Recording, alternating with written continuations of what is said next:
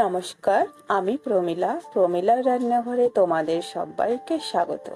আজকে আমি করলার একটা রেসিপি তোমাদের সঙ্গে শেয়ার করব। একদমই অল্প তেল মশলায় যে এত সুন্দর রেসিপি হয় তোমরা কিন্তু না বানালে বুঝতেই পারবে না। তো চলো পুরো ভিডিওটা দেখো। আমি শুরু করি আমার আজকের রেসিপি। এখানে দেখো করলা আর আলু কেটে নিয়েছি। করলাগুলোকে একটু লম্বা লম্বা করে আর পাতলা পাতলা করে কেটে নিয়েছি, আর ঠিক একই রকম করে লম্বা পাতলা করে আলুগুলোও কেটে নিয়েছি, ধুয়ে পরিষ্কার করেও নিয়েছি। আর একটা মশলা আমি বানাবো, সেটা দেখে নাও। আছে 2 চামচ জিরে, কিছুটা আদা, রসুন, কাঁচা লঙ্কা আর সর্ষে। তো আমি কিন্তু রেসিপিটার আন্দাজ করে মশলাটা নিয়েছি, একসঙ্গে পেস্টটা করে নেব। এখন কড়াই বসিয়ে দিয়েছি, তেলটা খুব ভালো করে গরম করে নিয়েছি সর্ষের তেল দিয়ে। সর্ষের তেলেই রান্নাটা হবে। এখন কিন্তু করলাগুলোকে ভেজে নিচ্ছি। গ্যাসের ফ্লেম বাড়িয়ে কিন্তু 1 মিনিট মতো নাড়াচাড়া করে করলাগুলোকে হালকা করে ভেজে নেব। এতে করে করলার তেতো ভাবটা অনেকটাই কম লাগে। দেখো করলা ভাজা হয়ে গেছে, আমি উঠিয়ে নিচ্ছি। আর ওই কড়াইয়ে দিয়ে দিলাম সর্ষের তেল আবারও। তেলটা গরম করে নিয়ে দিয়ে দিলাম একটা শুকনো লঙ্কা ফোড়ন, 1/2 চামচ 5 ফোড়ন ভাজা ভাজা করে নিলাম। এখন দিয়ে দিচ্ছি একটা কুচনো পেঁয়াজ, বড় সাইজের। পেঁয়াজটাকে এখন হালকা লাল করে ভেজে নেব। পেঁয়াজটাও কিন্তু মিডিয়াম আঁচে ভাজা ভাজা করে নিলাম। এখন আমি কিন্তু আলুগুলো এর মধ্যে দিয়ে দেব।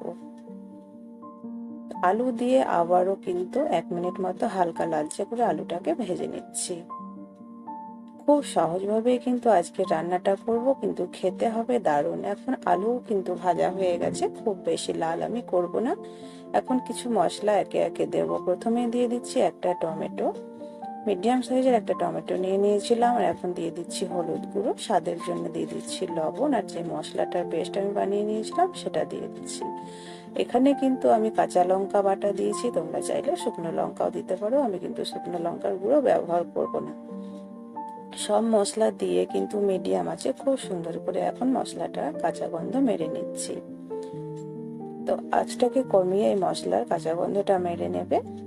এখন কিন্তু মশলার কাঁচা গন্ধটা চলে গেছে, খুব সুন্দর ভাজা ভাজা হয়ে গেছে, দেখে বুঝতে পারছো। গ্যাসের আঁচ কমানোই আছে। এখন আমি 1 চামচ মতো টক দই ফেটিয়ে নিয়েছি, দিয়ে দিচ্ছি। এই করলা রেসিপিতে একটু টক দই দিলে স্বাদটা কিন্তু অনেকটাই বেড়ে যায়। তো দই দিয়ে আবারও কয়েক সেকেন্ড নাড়াচাড়া করে নিচ্ছি, খুব সুন্দর করে তেল ছাড়া অবধি। তো এখন দেখো তেল কিন্তু আলাদা হয়ে গেছে। এই অবস্থায় ভেজে রাখা করলাটাও দিয়ে দিলাম। করলা দিয়ে আবারও কিছুক্ষণ আমি নাড়াচাড়া করে নেব।